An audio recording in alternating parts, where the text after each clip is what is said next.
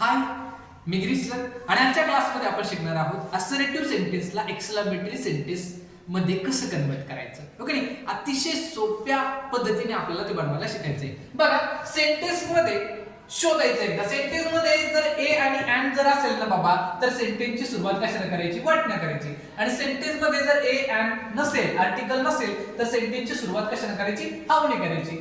Formula इकडे दिलेला आहे, स्ट्रक्चर तुम्हाला इकडे दिलेला आहे. आता बघा, she is a very beautiful girl. आता इथं काय माहिती का? अ घेतलंय. ओके नाही, इथं आर्टिकल आहे आणि हे व्हेरी आपल्याला काय करायचं असतं? रिमूव्ह करायचं. व्हेरी काढून टाका, काढून टाका. ओके नाही. आता she is a very beautiful girl. आता सेंटेन्सची सुरुवात आपण कशाने करणार?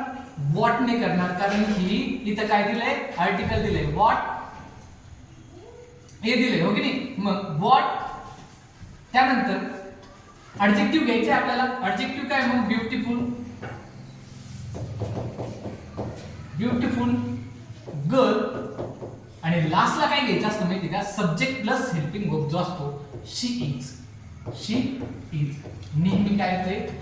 वर्ब शेवटी येतो. हेल्पिंग वर्ब असू द्या किंवा वर्ब हा शेवटी येत असतो.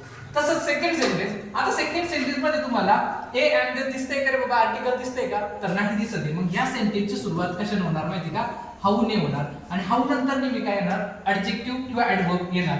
मग हाऊ टॉल ही इज.